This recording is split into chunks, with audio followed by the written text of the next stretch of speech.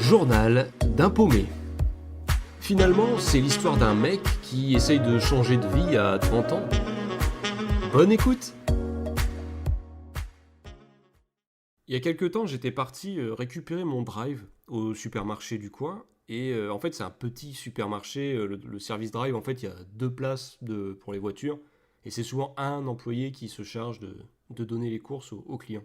Et cette fois-là, quand j'arrive, il y a déjà une voiture qui est en attente. Et le coffre ouvert, la dame est à côté. Bon, bah, moi, je me gare et puis je sors et puis bon, bah, j'attends mon tour. Et il y a l'employé qui sort avec son chargement, quoi, les courses de l'autre cliente, et ils se saluent en fait tous les deux, et ils se tutoient tout de suite, donc j'en déduis qu'ils se connaissent. Et naturellement, la dame lui demande à l'employé bah, comment il va.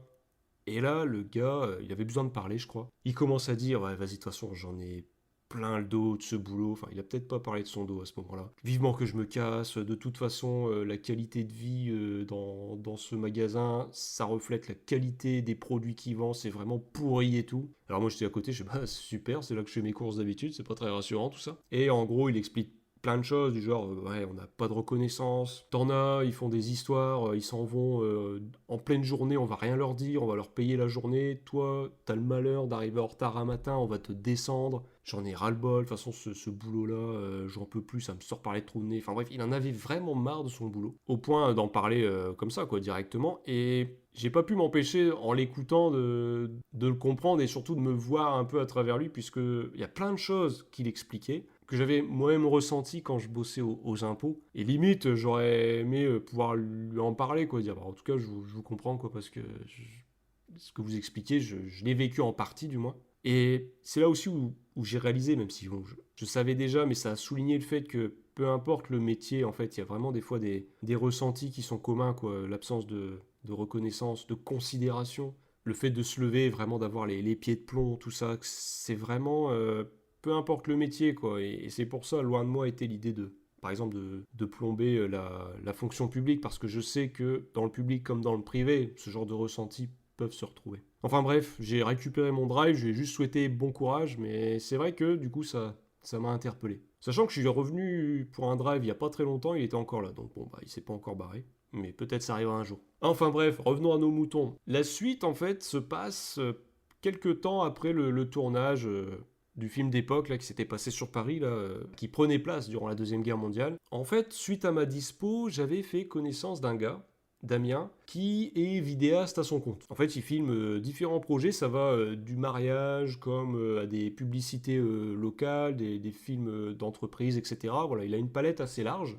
Tant que ça touche à la vidéo, c'est sa passion. Et suite à ma dispo, j'avais intégré un service communication interne au niveau de l'église où je vais parce que bon, j'avais du temps et je voulais aussi me rendre utile. Et des fois, dans ce service-là, il y a besoin de faire quelques vidéos, etc. Et il se trouve que c'est Damien qui s'en charge. Donc on fait connaissance au fur et à mesure, le courant passe bien. Franchement, je trouve que c'est un gars très sympathique, etc.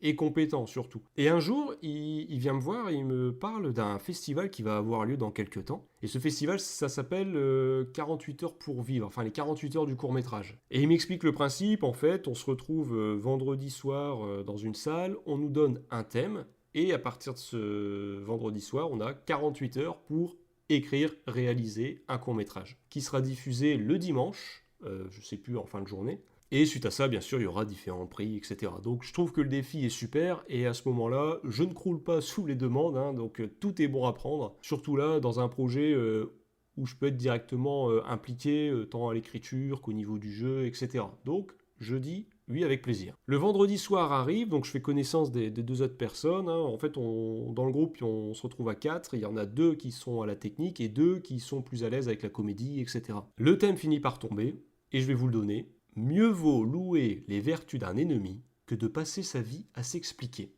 Alors autant vous dire que quand le thème tombe, ça aurait été un peu compliqué de l'anticiper, quoi, hein. C'est pas juste j'ai oublié mes chaussettes ce matin, non, c'est vraiment un truc un peu perché. On sait qu'à partir de ce moment-là, on doit vite trouver une idée aussi des dialogues, etc.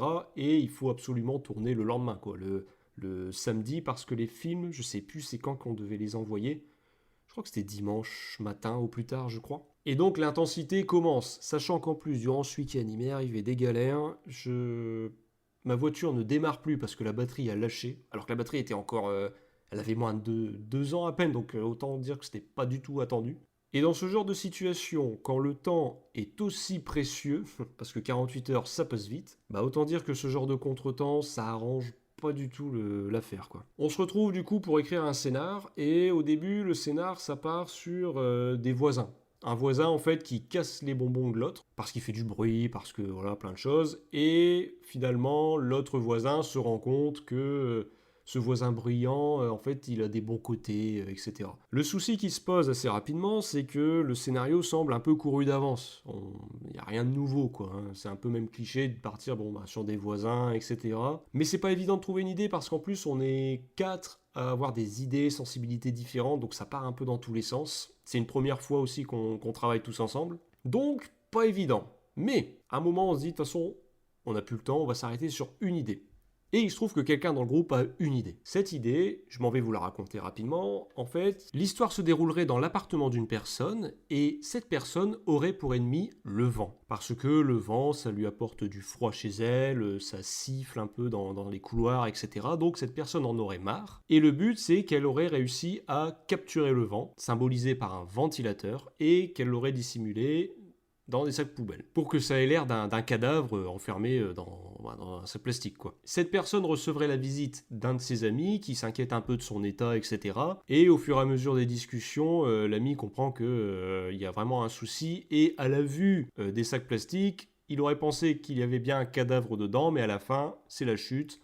Il découvre que c'est un ventilateur et que son ami est complètement timbré. Mais bref, c'était ça la chute. Alors autant dire qu'on part sur l'absurde. Alors personnellement, je suis pas un grand fan de l'humour absurde. Que ce soit les parodies, les Scary Movie ou des choses comme ça, l'humour absurde, les Monty Python, c'est pas un humour auquel j'accroche. J'avoue, y a-t-il un shérif et tout, c'est vraiment pas mon délire.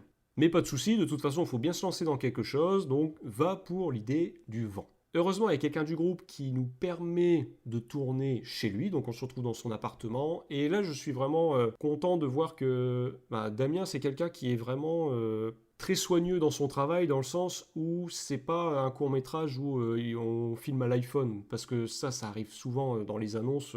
En cherchant un peu, on se rend compte que sur le papier, on te présente le projet comme un super court-métrage qui va tout révolutionner, etc. Et tu te rends compte après que c'est filmé au téléphone, qu'il n'y a pas de prise son à part, bref. Alors que là, Damien, il a son matos pour l'éclairage, pour la prise de son, et il a une vraie caméra. Donc ça fait plaisir de voir qu'on est dans un groupe où chacun se donne les moyens, etc., s'investit. Donc on se lance, on va tourner, et je me souviens qu'en plus, par exemple, dans l'appartement où on était, il y avait un chien, et le chien pouvait pas s'empêcher de venir voir ce qui se passait. Donc, mais bon, bref, c'était bon enfant, on est content de ce qu'on tourne, même si la crainte dès le début, c'est que le scénar soit pas forcément compris. Parce que, élément assez important que je n'ai pas précisé, le court-métrage ne doit pas dépasser 4 minutes. Donc, il va falloir être assez clair dans les explications, etc. Donc, on tourne. Dans la foulée, Damien et l'autre personne font le montage, etc. Ils terminent tard le soir. Enfin, ouais, c'est vraiment un truc intense, mais c'est une bonne expérience. Le dimanche arrive, diffusion.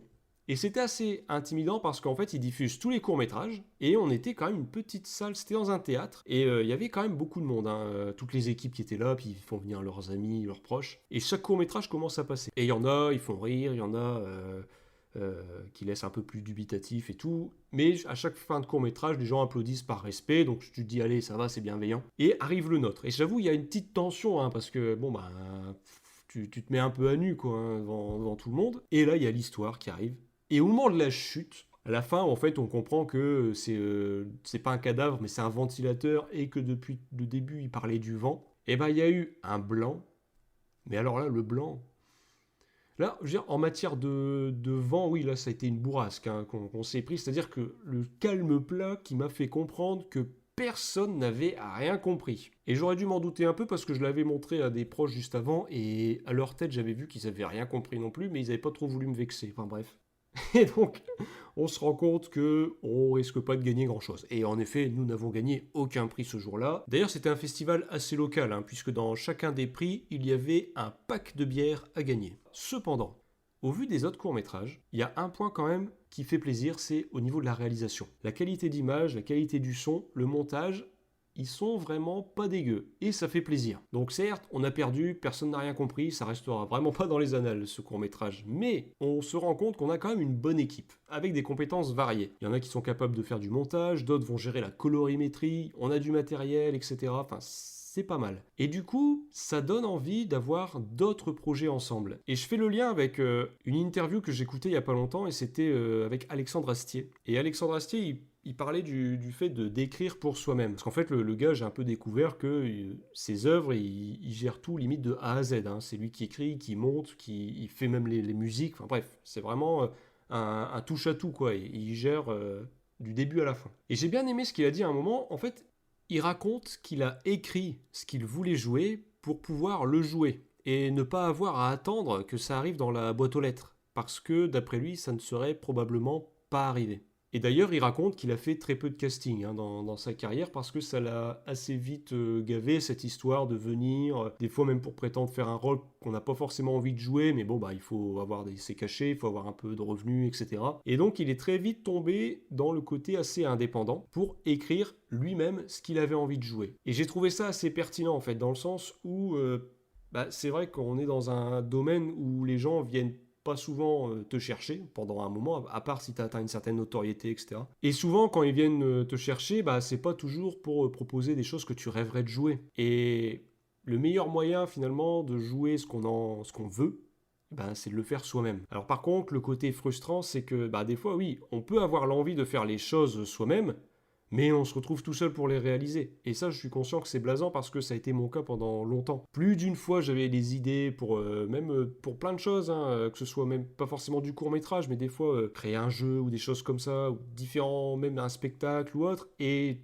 toujours, on se retrouve assez vite devant le fait qu'on est seul. C'est pas évident de trouver des gens motivés, qui veulent bien participer au projet, etc. Et c'est pour ça, là, j'ai conscience que ce petit groupe là avec lequel on a fait ce premier court-métrage, ça serait dommage de le lâcher, surtout que tout le monde semble assez volontaire et tout, et il y a une bonne ambiance, donc je me dis pourquoi pas continuer. Et ça va être ce qui va se passer, puisqu'on va partir pour un autre projet, un autre festival, qui est le Nikon Festival.